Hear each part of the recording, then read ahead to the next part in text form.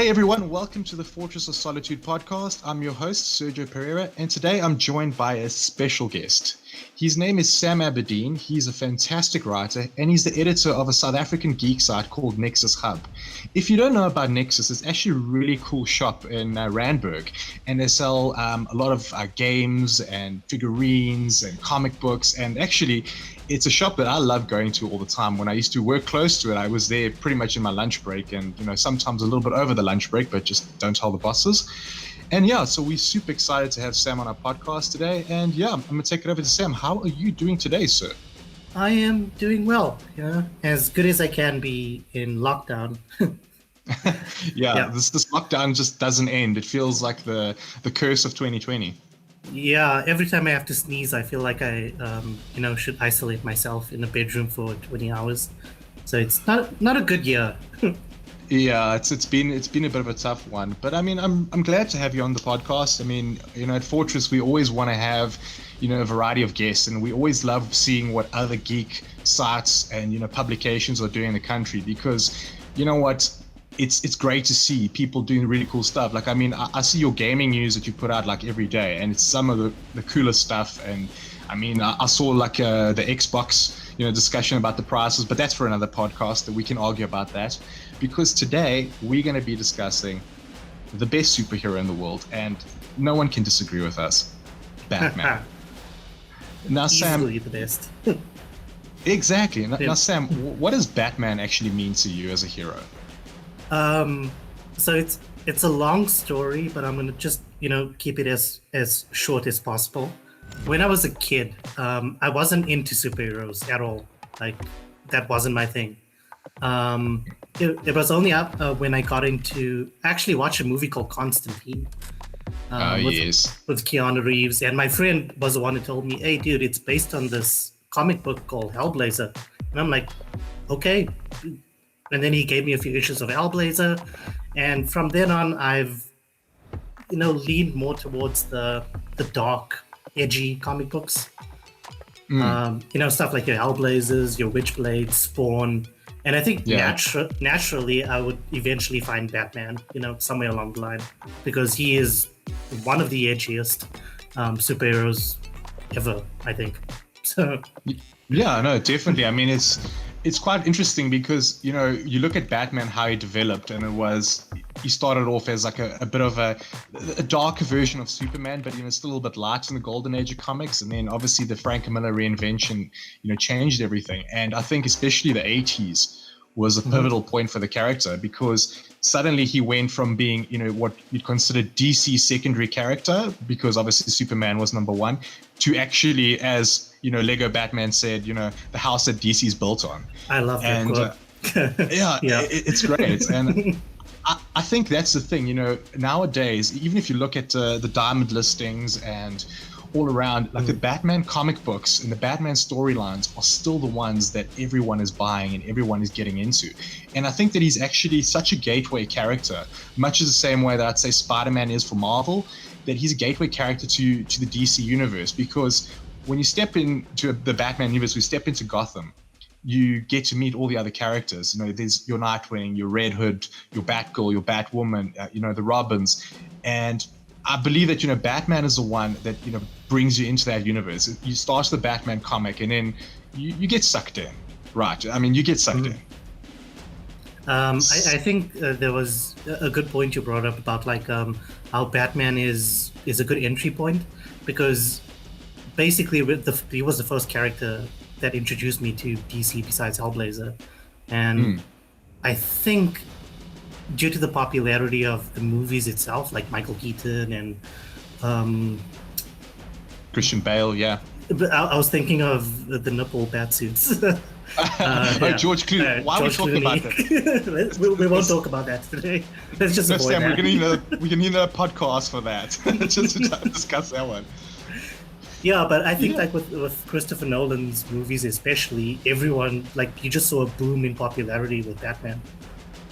No, I mean, that's the thing. I think that Batman, well, especially Christopher Nolan's movies, is what, signaled a bit of a change in Hollywood. I mean, before that, yes, you got the Spider-Man movies with Tobey Maguire and you obviously had the X-Men movies as well, that Fox. But when Nolan, released, Batman Begins, and especially The Dark Knight, I think that's when everyone started looking at like, oh, hang on, this can actually be cinema. This can actually, be bigger than just being a kid's movie. And it kind of kicked things off. And obviously, you had Iron Man that was launched as well in the same year, and then, the MCU. But I think, Batman was pretty much pivotal to this golden age of like comic book movies and TV series that we are experiencing nowadays. But today we are here to talk about the comic books, because this whole show was inspired by, I've been seeing a lot of lists going around lately about the best Batman graphic novels, the best Batman comic book storylines of all time, and it's been a little bit much of the same.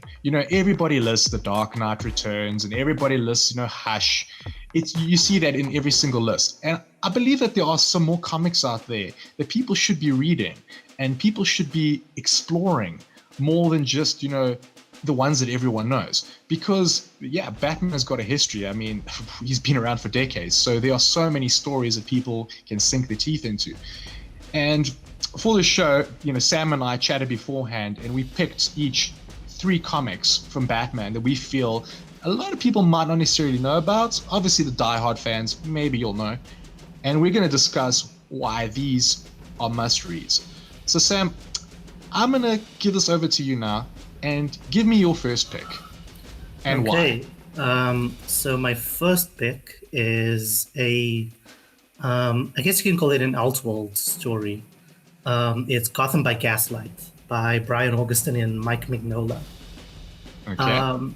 So this isn't your traditional Batman story, actually. It doesn't take place in modern day. It actually takes place in the Gothic Victorian era, which is the late 1800s. And it's a one-shot about Batman basically going after Jack the Ripper, which is, 2 of the most insane things you could ever imagine possible coming together in one story. Batman and Jack the Ripper. And I think the reason why Gotham by Gaslight isn't the most or the least popular choice because of the movie adaptation. But I feel like even the movie doesn't do the comic book service, which is the case for a lot of animated movies, the DC ones. Yeah, I mean, it's an interesting choice. I mean, I know Gotham by Gaslight. I've read the book, and I've also watched the animated movie. But I'll be a little bit honest with you. For me, I enjoy the Elseworld sort of tales that there are there. But for me, Gotham by Gaslight, it sometimes feels a little bit distant from a Batman book for me. I mean, I don't know. I mean, maybe that's something for you to obviously to sell it to me and tell me why this is a seminal Batman story. I actually felt the same way you did when I first read it, because I thought this isn't a Batman story. It doesn't feel like a traditional Batman story, and I was sort of put off by it. It's only when I reread it did I get a new perspective on it. I saw it not as a Batman story, but as a Jack the Ripper story. Suddenly my entire perspective changed. I sort of kind of had to remove myself from the fact that this is a Batman comic book and sort of see it as like this old school detective Victorian style one shot. And I think I enjoyed it way more when I looked at it through that lens, just because it's such a complex story and it's so rooted in real world history. Obviously the Jack the Ripper killings back then, it was a very very dark time, and for a comic book to take that and not make light of it but sort of adapt it with a famous superhero was so jarring for a lot of people, and it's still jarring for people today. Everyone I speak to is like, you can't do that, man. You can't have a superhero fight Jack the Ripper. But the more I looked into it, the more I began to appreciate just how, I'd say the reason why maybe you don't like it is the reason why I think I began to appreciate it over time, because of how different it felt. And when you have so many Batman stories and graphic novels coming out that all feel the same, I feel like Gotham by Gaslight was such a refreshing, change of pace for Batman style. Yeah, I mean, it's very different. I mean, you're 100% correct there. And I think it leans in on the angle of, Batman being a detective, a little bit like Sherlock Holmes. Obviously, there's an element to to obviously the mythos, so we know. Yeah, and I mean, I completely get what you're saying. It is a Jack the Ripper story. It has got something a lot different from other books. And yeah, I mean, maybe it just perhaps is I have to give it another reread, because the first time I read it, I was like, okay, this is cool, this is different, but would I consider it like, one of my top Batman stories? Maybe not. But I mean, you are saying a couple good points. Perhaps, looking at it differently might make me appreciate it a bit more. Yes, and I think that's the advice I can give anyone who wants to read this story is go into it and don't look at it as a Batman story. Rather look at it as, like you said, Sherlock Holmes, Jack the Ripper tale, and I think you might appreciate its nuances a bit more. Cool. Now, it's time for my first pick. And my first pick is going to be one that I don't think a lot of people are very familiar with, but it's a Batman story that actually, it got me back into it, because there was, for a few years, I was a little bit off the comic book bandwagon, in the whole wagon. I wasn't there because I just felt a lot of the stories that were coming out at the time was much of the same. There weren't stories that were grabbing me. So I was only picking up a lot of old school comic books and, graphic novels. And then I picked this one up just purely by accident. And it actually pulled me back into it. And I was like, okay, wow, there's something interesting happening in DC now, and I want to read this. And the book for me was Batman the Black Mirror by Scott Snyder, Jock, and Francesco Francavilla. And I think this book is because of two things here. One, it's Snyder's writing, and two, it's a fantastic art. And what I really like about this is that it's not just a story about Bruce Wayne. It's actually the story where Dick Grayson puts on the cowl. And I'm a sucker for it. Anybody who knows me knows that I'm a big Nightwing fan, and I love the stories where, Dick Grayson actually decides to be Batman. And for this whole run, it was him solving some really dark, mysteries around Gotham and interacting with the Bat family and, kind of finding his own as Batman. And for me, I think this was a lot stronger than the time that he picked up the cowl in Nightfall. This was, a story where I was like, wow, I could actually happily live with Dick Grayson as Batman. So Sam, I don't know, have you read this book? Do you have any thoughts on it? So I am a fan of Scott Snyder's work, but I have a confession. I have not read this yet. And I see a lot of people recommending it all the time. I just have not read it yet. It's the thing about it is that it feels like Snyder was actually freed, because this was the final Batman big storyline before New 52. So obviously at this point, I'd imagine that, the powers that be were like, okay, there's a reboot down the line, and you can kind of do whatever you want, in this Batman story, because it's not going to matter. We are going to reboot everything, and it's going to be different. And there's a sense of freedom here because it feels super dark. And actually when I was watching the Batman trailer for the new Batman, obviously Robert Pattinson, I actually thought that it reminded me a lot of the Black Mirror, a lot of the shots from the actual comics, and especially from Francavilla's sort of art that he does, because he's also got that sort of look, and it's just it just looks dark and so intriguing. The world is dirty, it's Gotham. I mean, no one wants to live there, but you kind of want to see what happens there. So yeah, for me, this one is a super solid read, and yeah, Sam, I got to recommend it to you. You need to pick it up. Look, as also a fan of Nightwing and Dick Grayson, this is definitely something that's on my list now. Fantastic. Dick Grayson and Babs Gordon. So, fantastic. Cool, man. So now take us through to your second pick. My second pick is something called Batman: The War of Jokes and Riddles. Okay. So the War of Jokes and Riddles it is a self-contained story, but it is part of a larger narrative by the author's name, I believe, is... it's Tom King. Tom King, there we go. Yeah, so he's responsible for this overarching narrative, but what he managed to do here is tell a story basically that's... I don't know how far we're allowed to go when it comes to spoilers here, because we can. I want to actually save a few of the surprises in the story for when people actually read it. But basically, the setup is Batman's proposing to Catwoman, and before he hears the answer from Catwoman, he tells her the story of the one time when Batman failed as a as a superhero, as Gotham's protector, and he goes to this war that happened between the Joker and the Riddler. Like I said, I'm not going to go too deep into spoilers here, but this is one of the most insane stories I've ever read in the DC universe. Like there's a character in the story called Kite Man. Oh yes, Kite Man. Hell yeah. Hell yeah. But Kite Man is I didn't know who this character was, but after this series I just wanted to research everything about this character, and I think he might actually be my second favorite DC character now. Like, I'm not joking. I know, and the funniest thing is his name is Charlie Brown. His name is like Charles Brown. So actually, like all the Charlie Brown jokes and good grief and everything, all those little hints that you see sometimes, it actually is true. His name is Charlie Brown. That's actually, I didn't think of it that way. Wow. I'm such a big fan of Peanuts. This is didn't make the connection.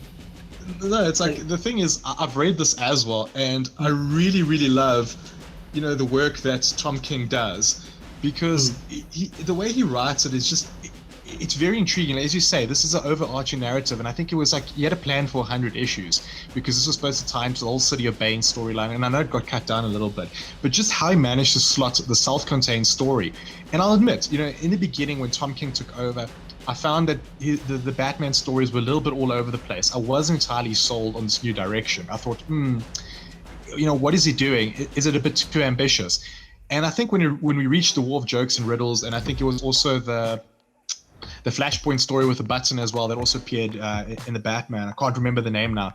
And the War of Jokes and Riddles actually said to me, okay, this is good. This guy knows what he's doing. And especially because of the whole dynamic between the Joker and the Riddler, and the way it played off the Riddler as like a serious, homicidal maniac as well. It's like, you normally think of the Riddler, oh, okay, cool. He's got his corny little riddles and he wants to, convince you how to do this and that and blah, blah, blah. And you're like, okay, whatever, dude.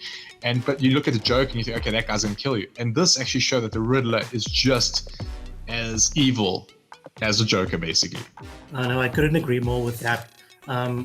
Well, the Riddler is actually my favorite Batman villain.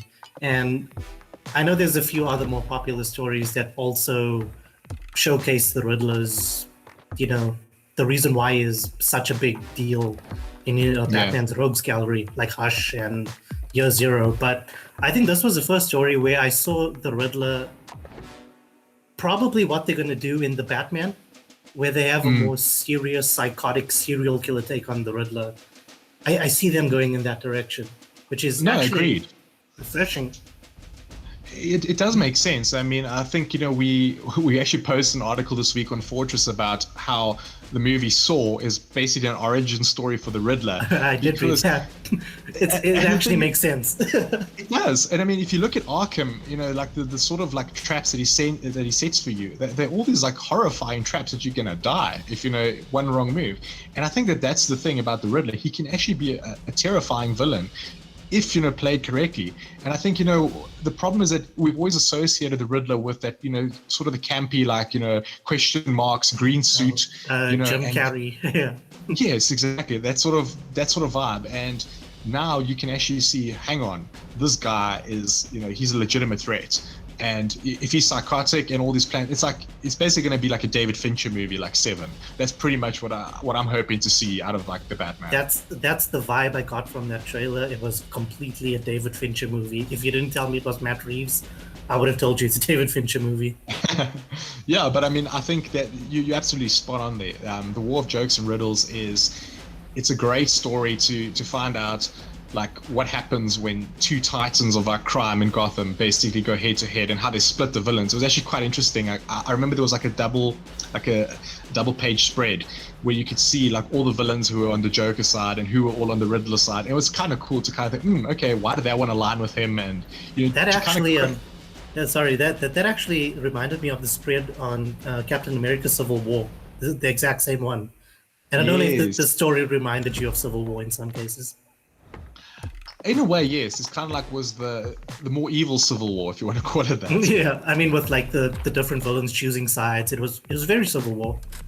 Yeah, I actually would like them to explore, this war like a little bit more and in depth in the future. It would actually be quite nice to see like why certain villains, chose to align themselves with, certain characters. It just, like for example, I mean, we know the likes of the Penguin and the Riddler, like they've always been, portrayed as being very close. But, like with the Joker, for example, everyone knows that you can't trust him. So why would somebody want to align themselves with him, as an example? It's fascinating. I think it would just be a really cool world to touch upon again. Yeah, I'd love to see a sort of spin-off series, sort of like Night of the Owl style, where it goes into depth with each villain and their backstory and why they made certain decisions. I'd love to see that. If Tom King ever decides to go back to the story. Well, I mean, he's supposed to be working on the Batman and Catwoman's solo series is supposed to be coming out. But, I mean, obviously with COVID and there were some delays at DC as well with, the whole structure changing. And so we're still waiting for that. But hopefully, he gets to play in the Batman world again, because I think he did something quite special. I know he upset a lot of people with some of the decisions he made. I mean, especially, Alfred, rest in peace. Yeah. And like stuff like that. But, I have a feeling that there's an inevitable reboot around the corner with DC at the moment, especially with what's happening in Death Metal. So it's likely that, they might, somewhere down the line, they think, hey, cool, let's revisit this world and do something. I mean, it'd be a shame if they don't. No, I'd love for them to go back and maybe change up a few things. I know the Rebirth whole saga has been up and down, but I'd like to see them tackle some stories again. Yeah, definitely. Cool. So now we're going on to my second pick. And this one definitely has to be included here. Just because if you want to talk dark, it doesn't get darker than this. I'm talking about Batman, Death of the Family by Scott Snyder and Greg Capullo. I need to start this off by saying, what a story. This is incredible. This is the one where the Joker peels off his face because he's having his own rebirth. And basically, he just goes after the entire Batman family. And the way that he teases Batman the whole time, and the likes of Nightwing and Damian, the way that he actually does things, like for example, when he's hiding under a bed, when Commissioner Gordon's at home and he switches off all the lights at the GCPD, it freaks you out, man. This is a story that I cannot recommend enough. It is just so good. And it's the first time as well, I think, in a very long time that we get a hint that the Joker knows exactly, that Batman is Bruce Wayne. And the way that he toys with him, the way that he does things, but he never outright says it, because it's obviously going to destroy the fun between them. But the way it's played is just, and the way it ends, like, I cannot rave about the story enough. It's just one of my favorite comic book stories of all time. And I just think that, everyone's talking about The Dark Knight Returns, about reinventing Batman. I truly believe that this was one of the stories that reinvented the Joker and Batman for a new generation of fans, because suddenly it showed you that you can go super dark in this world, and Batman can actually be a horror story. So Sam, have you read this? I have many times. This is one of my favorite comic book stories ever. Like I cannot tell you how much I love the story. First of all, as like I did eventually fall in love with the Killing Joke. Not at first, but it took me some time to get used to. And I realized I like seeing this whole really almost psychotic, over-the-top Joker. And when I saw the first comic book still of the Joker's face peeled off, that was mind-blowing at the time. I was like, holy crap. Like, DC's going dark with this. And they didn't disappoint with the story, especially all the twists and turns it took, and the ending, so good. I can't rave about it enough. Yeah. But you're right. I mean, the thing is, it just, DC just took a turn. They really embraced, the New 52 when it was supposed to go dark and go harder, basically. And they really embraced with Batman, and it really worked, because Batman is a dark character, and I truly believe his best stories have always being the ones where he's allowed to play in his dark world. Because if you think about it, realistically, you've got this guy that runs around the city murdering people and laughing about it and wearing clown makeup. There's something wrong with this person. Like, there's something, there's something wrong. So obviously you would look at it and say, would the Joker peel off his own face? Absolutely. And again, to touch upon what we were talking about earlier, like, about how he said, that the Riddler could operate in a Saw sort of environment. That's where he could come from. I also see the same with the Joker, because you'd imagine him, he wouldn't think twice about, chopping off his own hand to escape something, and he'd find the fun side of it. And this book for me is just, it encompasses Batman. It encompasses the Batman story and how it actually created a legitimate threat for Batman, which is something which we don't get all that often, because you always know, okay, Batman's going to overcome at the end of the day, and no matter what the villains do. And with this one, you just got the sense of fear, and especially the hint as well, of death of the family, because obviously it's a play on a death in the family, which is the one where Jason Todd died. And I always anticipated, I thought to myself, oh gosh, is he going to kill like somebody crucial to the Batman family? And that's one of the things that kept me hanging on and just wondering, like, oh, what's going to happen? But yeah, this book is incredible. I mean, you hit the nail on the head there. From like the first scene of this comic, with Harley Quinn and the Joker, from then on, like the whole conversation they have about cutting off Harley Quinn's face, the tension was just razor sharp throughout the entire story. And I've never been so on edge. Like whenever I read this comic book, I have to read it from beginning to end. There's no pausing. It's always just sit down, take an hour or two to just read this whole thing. And honestly, it's one of my favorite Batman stories ever. If they ever do make a movie of this, the material is right there. It's so good for the taking.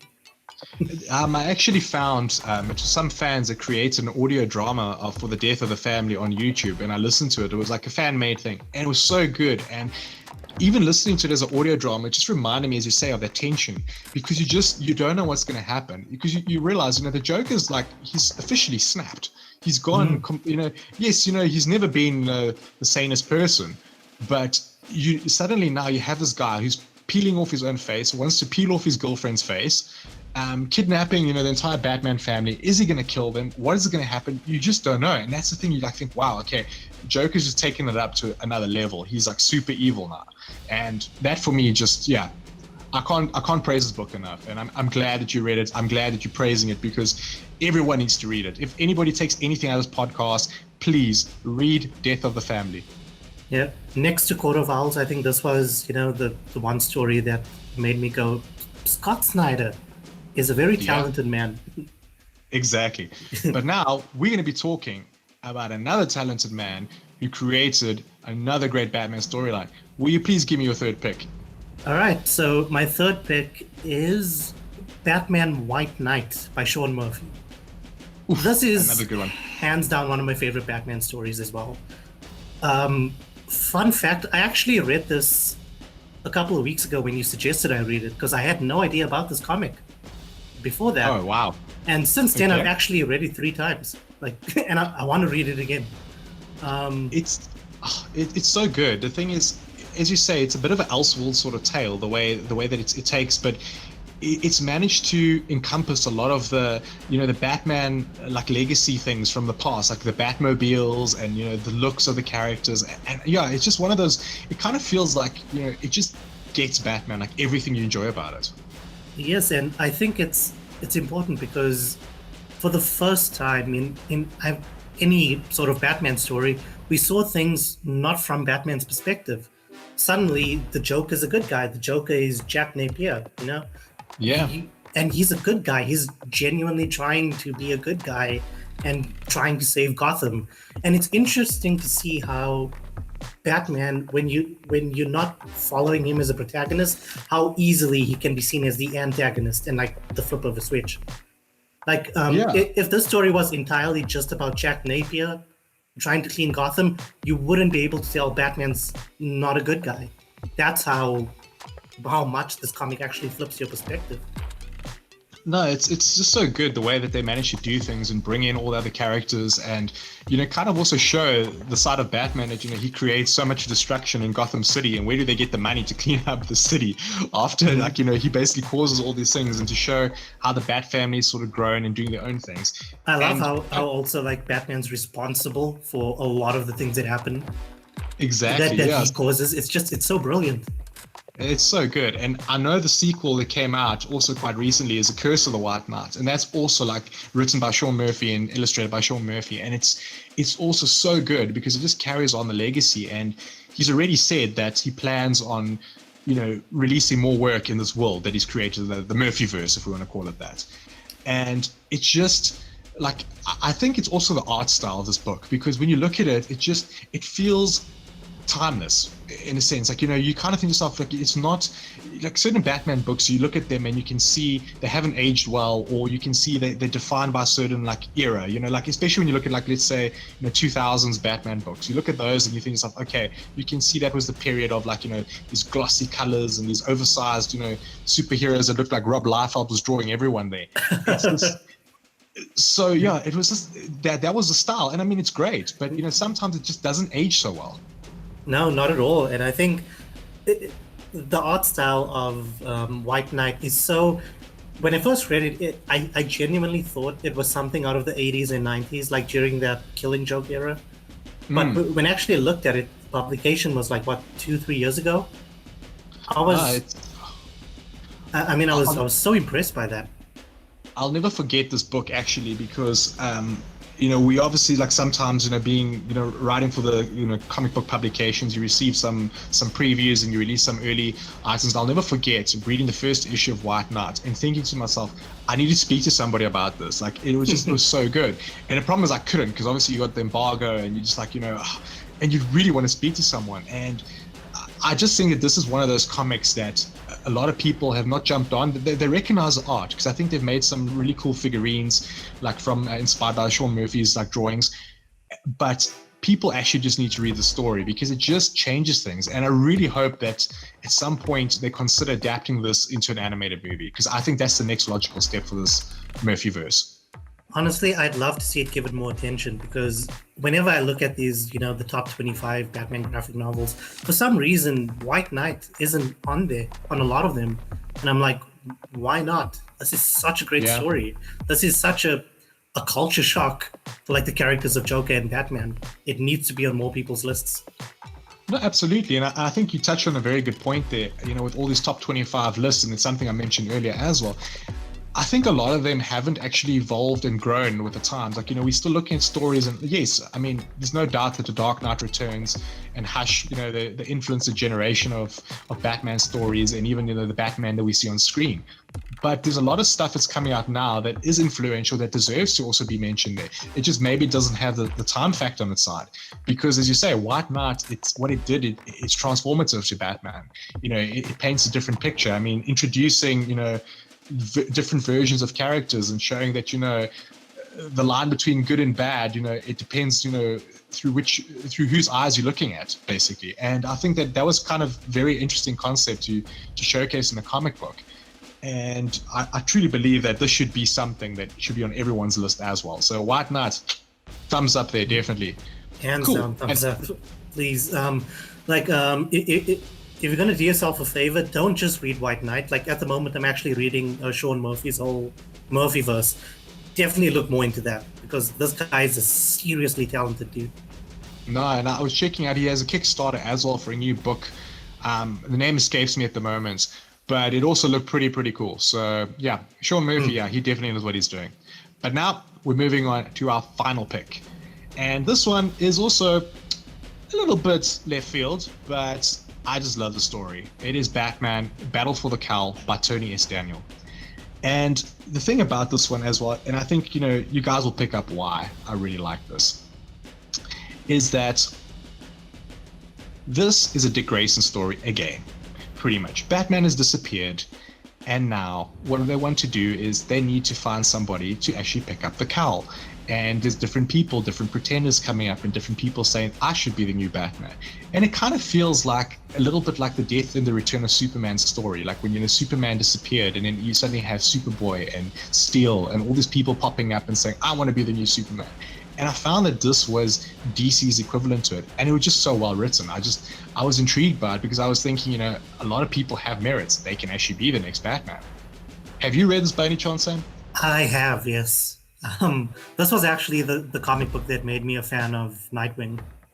Was it this one, the first one? That was it, yeah. I actually read this as a recommendation from a friend because I was just getting into Dick Grayson, the Nightwing persona and everything, and this was always highly recommended, and I'm so glad I read it. It's also so cool because it's such an interesting story that came out of Final Crisis. And for me, that was the main thing. It's nice sometimes, I think with Batman, it's one of those characters, and it's a common complaint that we see of him, that he's everywhere. There's always a Batman movie. There's always, Batman's everywhere you see. And this was, they actually stepped away and they're like, okay, cool. Let's rest Batman for a while. Let's focus on other characters. And I found that was, the best part about it, because sometimes it is actually great to see all of the supporting characters and how they interact with each other, how they get on without Batman. What does a world without Batman look like? And for me, Battle for the Cowl is definitely up there. And again, the artwork is just next level. This is another artist I highly recommend. I see he's actually working with Scott Snyder at the moment. They're working on a brand new indie project. They've got a Kickstarter going for it. And I just think the art style's amazing. The writing's great. It's a story that I cannot get enough of. Oh yeah, definitely. And if you're really looking forward to the upcoming Warner Brothers Montreal game, Gotham Knights, if you want to do a little bit of for context and background, definitely read Battle for the Cowl, because I feel like it's following the same formula of what Gotham Knights is essentially doing. It's a world without Batman. How does Nightwing, not Kate Kane, but Barbara Gordon, how do they all exist without Batman? How is Gotham without Batman? And I think the way Tony Daniel actually explores it in the story is really interesting. It took a few turns that I didn't expect it to go in, especially with the character of Nightwing, but it ended up making me appreciate the character more. No, definitely, and I think you're spot on there about the Gotham Knights. I think it's like almost like a perfect mishmash of the Court of Owls and the Battle for the Cowl in a way. So it's very interesting you mentioned that, because I actually, for some reason, I never saw that before. And now it just makes sense. I'm like, it's right there in front of me. Why did I not see that? It's like, it makes so much sense. That's actually, I'm busy with an article now about the comic books that might have inspired Gotham Knights. And I remembered Battle for the Cowl, and I was like, wait, that's probably the most important comic in all of this. It just makes so much sense. Yeah. Because I know that we obviously knew they were working on, it was inspired by Court of Owls. We knew that already last year sometime, because all the leaks were coming out, and it was the worst kept secret in the industry. But the fact that, that now they just have, the characters, because everybody thought, okay, you're just going to be playing as Batman, and, you're going to have the ability to play some of the other Batman characters, but they've actually removed Batman from the game. It's a pretty gutsy move, I must admit, because naturally you're buying a Batman game, people want to play as Batman, but they're saying, you know what, here are some other characters that are just as cool as Batman. Imagine a world without Batman and play as these characters. And I think that's quite a gutsy move, but I'm keen to see what actually happens with that. Definitely. I think you raise a good point there. And I remember when Battle for the Cowl was in its popularity phase about 10 years ago, and I kept on hearing my friends saying oh, it's so gutsy that Batman's hardly in the story. And now I'm seeing the same talk happening with Gotham Knights. I'm like, well, it literally feels like we had this conversation 10 years ago. But it does. I mean, the thing is, it's the whole thing of Nightwing being Batman. It's an interesting concept that happens every couple of years. It's not original anymore. It's not unique. But it's a really cool way to just give Batman a bit of a break. And, as far as I understand, that was the plan at DC as well, before their previous, chief left. There was a plan to basically give the cowl to someone else. I don't know if they will follow through with that. I don't know if it's going to be still part of the whole 5G universe that they had going. But it's interesting to see when somebody else takes up the mantle, because it just gives him a bit of a break. And when he comes back, you appreciate him. It's kind of reminds me a little bit of when a band releases an album. They always say, release an album, tour for 2 years, then go away. Don't show up for a while, because people get sick of you. They see your face everywhere. It's probably the reason why most people despise Justin Bieber, because for about 10 years we just saw him everywhere. He's on Twitter, he's on TV, he's on the radio. It's oh dude, just go away. You're following me around now. I hate this. And I think with Batman it's probably the same. I mean, I'm seeing now, especially on Twitter recently, with the Batman trailer came out, a lot of people are ugh, another Batman movie. And I'm like, You know what? Actually, it's not that bad, because the last time we had a purely Batman movie was 2012. That was 8 years ago. Yes, you had Batman versus Superman, but it was a bit of a crossover. But I'm saying purely Batman was 8 years ago. So that's actually not that bad. I mean, considering the fact that we had 3 Spider-Man actors in like less than 10 years. I think less than that, actually, if you consider 2007 to 2000. Yeah, actually about 8 years. 3 actors. Yeah, I mean, wow. It was because it was Tobey Maguire's last one was Spider-Man 3, 2007. Then it was Andrew Garfield, 2012, and then he was again, I think, in 2015, if I'm not mistaken. Or, no, I think 2014 was 2014 or 2015, yeah, somewhere around there. And then suddenly, obviously you have Tom Holland in Avengers Civil War in 2016. So yeah, I think people saying that about Batman, it's just I don't know. I mean, look, to be fair, we've also got like now 3 Batman actors in 8 years, so it's also a little bit, but yeah. I still think he's such an important character, and I think the comics that we've just gone through now, the fact that we've been able to pick basically 6 comics here that a lot of people don't know and rave about them, and actually still discuss, we could still discuss probably hundreds more, and single issues and crossovers, and I mean there's crossovers, Batman and the Punisher, Batman and the Predator. It's like all these things that are out there, and he's just such a seminal character, and I really believe that without him, comics just wouldn't be the same. We wouldn't be where we're at right now if Batman didn't exist. Oh, hands down. I mean, the way that like Spider-Man sort of built the Marvel brand, it's the way I see how Batman built the DC brand. Sorry, Superman fans, but let's just be honest. Batman built DC. Yeah, I know it's true. I know Superman fans will always argue about that, but yeah, sorry guys. I mean, facts are facts, and we've got to face it. But Sam, I want to say thank you so much for joining us on the podcast. It's been an absolute pleasure just talking Batman with you, and we definitely need to bring you on again. It's been so much fun. Yeah, I wouldn't mind being on you again. It's so cool. Just like getting to chat about, geek out and chat about comics. Love it. No, definitely, and we'll definitely bring you back. And for everyone else, thanks a lot for tuning in. And don't forget to subscribe to the channel and drop us a comment down below and let us know what you think of the podcast. Until next time.